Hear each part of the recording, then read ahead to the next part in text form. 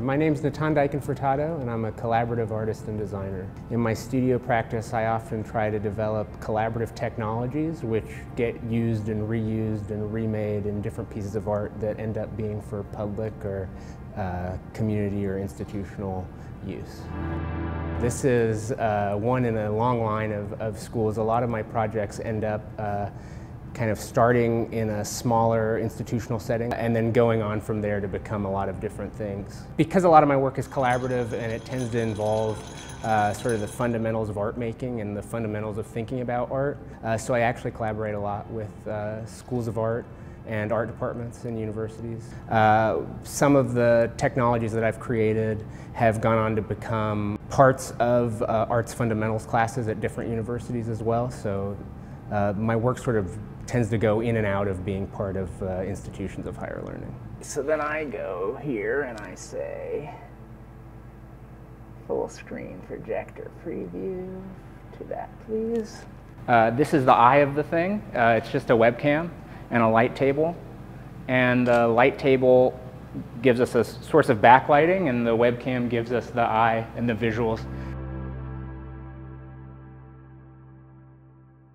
I'm Kathy Spitzhoff, and I'm an associate professor. I teach graphic design and computer art, typography, history of graphic design, and I am presently the chair of the art department, and I've been here 20 years. So this program is new. It was a long time coming because we applied for different types of grants, actually maybe 5 years. But after the pandemic, there was some special initiative. It was called the Strategic Opportunity Grants. And the School of Liberal Arts and Business applied for one and received one for an artist in residency program. So the first one was last fall, and that was the music department, and their artist was Lisa Marie Simmons, who is a poet and musician. And then this spring was the art department's turn. So we put out a call for artists. We used a platform, a digital platform called Cafe, that puts the word out that this residency is available. We scheduled ours to be 8 weeks. So we had it for 8 weeks. And we received many applications.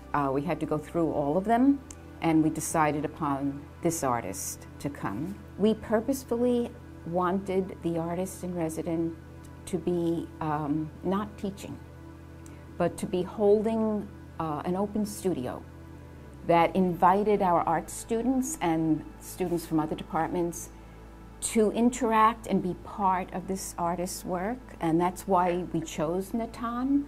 So he structures his project so that everyone can come in and become part of the project. His philosophy is sort of to keep things very simple and very accessible. And he invites people to bring meaning. As a matter of fact, when students came into his workspace to take part in the project, they were asked to bring some object that is meaningful to them in some way. And he considered it an offering, and it became part of the video. One of the things that I've absolutely loved about my time here is working with my 3 student interns, Victoria, Bird, and Clayton. And what was really wonderful about my time with them here was we really co-created all the pieces together. And that was a really different experience from having me at the top and having interns doing my bidding at the bottom. That allowed me to do was really learn how to let go. Even though I do make collaborative art with Bird and with Victoria and Clayton, we managed to actually figure out a way where we could co-create, and it's much better and it's much bigger because of that.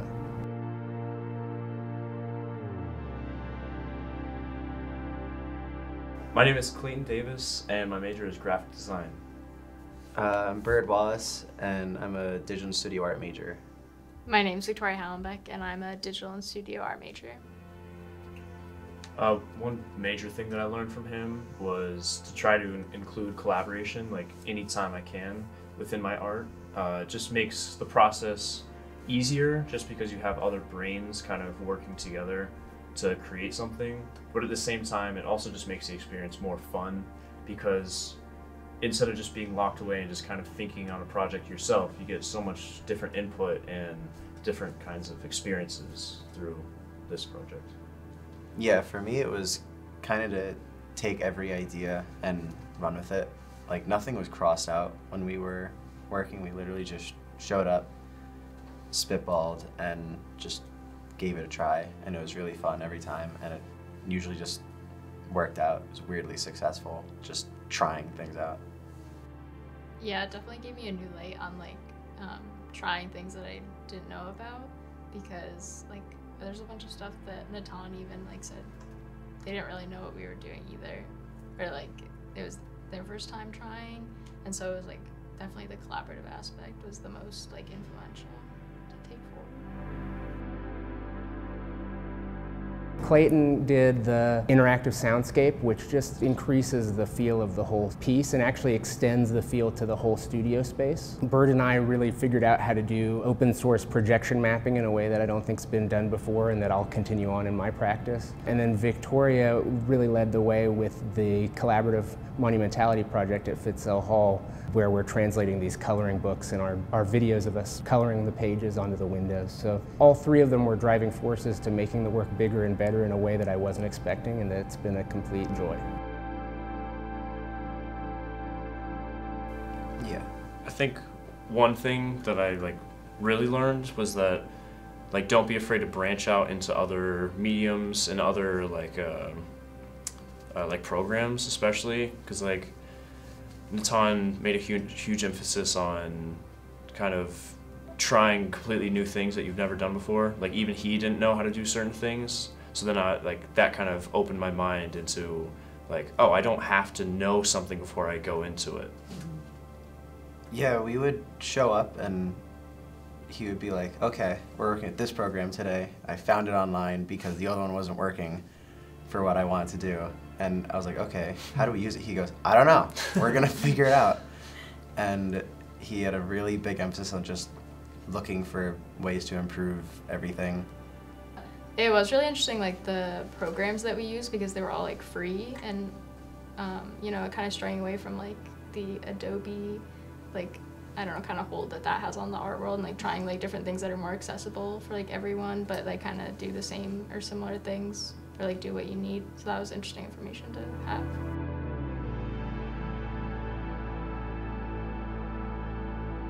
I actually found the open call for the program here at SUNY Oneonta online right as I was starting to think about, well, how do you make sculptures that are interactive in real time but use digital means to let you touch things? And it just so happened that SUNY Oneonta was looking for an artist who was starting to think through some of those ideas of how do you integrate technology and augmented reality and things like that into art practice, and so it was a perfect fit at the time.